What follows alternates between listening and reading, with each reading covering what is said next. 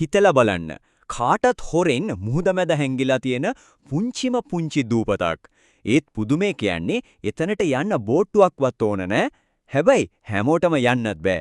ඉතින් අද අපි කතා කරන්නේ ශ්‍රී ලංකාවේ ඒ වගේ සැඟවුණු රහසක් මැණිකක් ගැන. ඒ තමයි බ්ලූ බීච් දූපත. හැමදාම යන සෙනග පිරුණු තැන්වලින් මිදිලා ටිකක් වෙනස් සංචාරක සිතියමේ ලොකුවට නැති ඒත් මතකයේ සදාහටම රැඳෙන තැනක් ගැන දීටන්නේ. ඒ වගේ තැනක් හොයාගත්තම දැනෙන හැඟීම ඒක හරි වෙනස්. හරියට ලෝකෙටම අමතක වෙලා ගියපු ඒ Taman විතරක් හොයාගත්ත නිධානයක් වගේ නේද? අන්න ඒ නිධානය, ඒ රහස තමයි ශ්‍රී ලංකාවේ දකුණු වෙරළේ නිල්වෙල්ලට කිට්ටුවෙන් හැංගිලා තියෙන බ්ලූ බීච් දූපත. මේක නිකම් තැනක් නෙවෙයි. මේක අත්දැකීමක්. හිතන්නකෝ හැමෝම දන්නේ දික්වැල්ල හිරිකෙටිය වගේ ජනාකීර්ණ වෙරළවල් වලට මෙච්චර ළඟින් නිල්වැල්ල වෙරළට ඔබෙන් මේ වගේ තැනක් තියෙනවා. ඒත් පුදුමයකට වගේ මේ පුංචි දූපත තාමත් සෙනගෙන් බේරිලා ඒ ස්වාභාවික සුන්දරත්වය ඒ විදිහකම රැකගෙන තියෙනවා. හැබැයි මේ දූපතේ තියෙන නියමම මැජික් එක තමයි එතනට යන විදිය. මොකද ගමනට බෝට්ටුවක් ඕන වෙන්නේ නැහැ. මුහුදමයි පාර හදලා දෙන්නේ. ගමන හරිම සරලයි.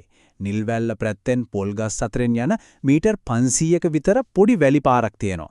ඒ පාර කෙළවරට ගියාම අන්න එතන තමයි මැජික් එක පටන් ගන්නෙ. මුහුද මැදින් දූපතට යනකම්ම ස්වභාවික වැලි පාරක් මතුවෙනවා. එතන ඉඳන් යන්න තියෙන්නේ පයින්.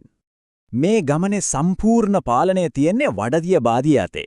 බාදිය වෙලාවට ඒ කියන්නේ වතුර බැහැලා තියෙන වෙලාවට මේ වැලි පාර සම්පූර්ණයෙන්ම මතුවෙලා වතුර උඩින් නැවිදිනවා වගේ හරිම අපූර්ව අත්දැකීමක් ලැබෙනවා.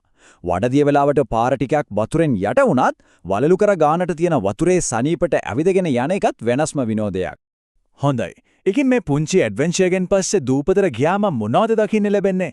මොකක්ද මේ ගමනේ ප්‍රතිඵලය? ඒ තමයි සම්පූර්ණ නිස්කලංකත්වය සහ ඇස් සදා ගන්න බැරි දර්ශන. දූපතේ තියෙන පොඩි ගල් කන්ද උඩට නැග්ගම දැනෙන්නේ හරියට මුළු ලෝකෙම අයින් වෙලා වගේ. වටේටම අංශක 360ටම පේන්නේ නිමක් නදි නිල් පාට ඉන්දියන් සාගරය විතරයි. ඒ දර්ශනය නම් වචන වලින් කියන්න බෑ. මෙතනට ආපු ගොඩක් අය කියන දෙයක් තමයි වතුරේ තියෙන ටර්කියුයිස් පාට, ඒකේ පැහැදිලිකම, වැල්ලේ මෘදු බව, ඒ වගේම කාර්යබහුල ජීවිතෙන් මිදිලා ලැබෙන ඒ නිස්කලංකත්වය. ඒක නම් කවදාවත් අමතක වෙන්නේ නැහැ කියලා. ඉතින් ඒ නිසාම පොඩි පික්නික් එකකට ආදරය කරන කෙනෙක් එක්ක නිදහසේ ඇවිදින්න, එහෙමත් නැත්නම් ෆෝන් එක පැත්තකින් තියලා ටිකක් හුස්ම අරගෙන ඩිජිටල් ඩීටොක්ස් දවසක් ගත කරන්න මේක නියමම තැනක්. හරි, ගොඩබිම ඉච්චර ලස්සන නම් හිතන්නකෝ වතුර යට කොහොමද කියලා. ඔව්, මේ දූපතේ සුන්දරත්වය තියෙන්නේ ගොඩබිම විතරක්ම නෙවෙයි. රළ මතු පිටට යටින් තවත් වර්ණවත් ලෝකයක් හැංගිලා තියෙනවා. මෙහි වතුර පලිඟු වගේ පැහැදිලි නිසා නොගැඹුරු මුහුදේ තියෙන ලස්සන කොරල් පර බලන්න, ස්නෝකලින් කරන්න මීට වඩා හොඳ තැනක් හිතා ගන්නත් බෑ. දැන් පොඩි ඉන්ටරෙස්ටිං ෆැක්ට් එකක්. මෙහි දියටදී සර්ජන් ෆිෂ් කියලා මාළු වර්ගයක් දකින්න පුළුවන්. ඒ නම හැදිලා තියෙන්නේ නිකන්ම නෙවෙයි. එයාලගේ වලිගය ළඟ ශල්‍ය වෛද්‍යවරයෙක්ගේ පිහියක්, ඒ කියන්නේ ස්කැල්පල් එකක් වගේ තියෙනු කටු තියෙනවා. ඒකයි සර්ජන් ෆිෂ් කියන්නේ. හැබැයි බය වෙන්න එපා. මේ අය කොරල් පර සුද්ධ කරන ශාක භක්ෂක.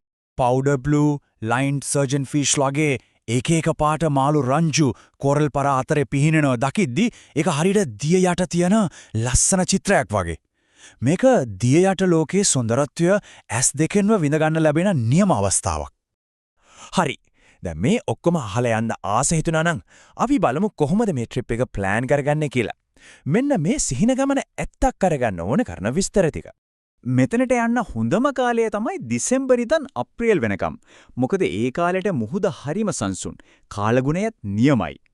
දවසක් සැලසුම් කරන්න නම් මෙහෙම කරමු. උදේම බාදිය වෙලාවට ගියොත් මුළු දූපතම තමන්ගේ වගේ නිදහසේ ඉන්න පුළුවන්. ඊට පස්සේ දවල්ට නිල්වැල්ල ගමේ තියෙන අවන්හලකින් ෆ්‍රෙෂ් සීෆුඩ් කෑමවීලක් නැතෝ කොහමද?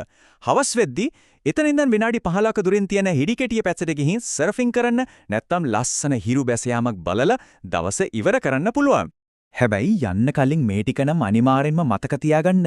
වැදගත්ම දේ වඩදිය බාදිය වෙලාවල් හරියටම බලන්න. දූපතේ කඩසාප්පු මුකුත් නැහැ.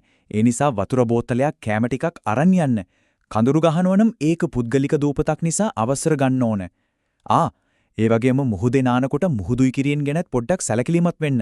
ඉතින් දැන් තේරෙනවා ඇතිනේ මේක නිකම්ම ෆොටෝ එකක් ගන්න යන බීච් එකක් නෙවෙයි. මේකට ඊට වඩා ගොඩක් කැබුරු අත්දැකීමක්. සමහර විට මේ මුළු අත්දැකීමම එක වාක්‍යයෙන් කිව්වොත් මෙහෙම කියන්න පුළුවන්. බ්ලූ බීච් දූපත කියන්නේ දකින්න තියෙන තැනකට වඩා දැනෙන්න තියෙන තැනක්. මෙතනදී ප්‍රධාන චරිතය වෙන්නේ ස්වභාව ධර්මය. ගෙදර ආවට පස්සෙත් මතක හිටින ඒ නිස්කලංක මායාකාරී හැඟීම. අන්න ඒක තමයි මේ දූපතෙන් ලැබෙන නියමම තෑග්ග. ඉතින් අන්තිමට මේ ප්‍රශ්නේ ඉතුරු වෙනවා. ඇත්තටම තැනක් අමතක නොවන තැනක් වෙන්නේ ඒකේ තියෙන දර්ශනීය ලස්සන නිසාද? නැත්නම් එතනදී හිතට දැනෙන හැඟීම නිසාද?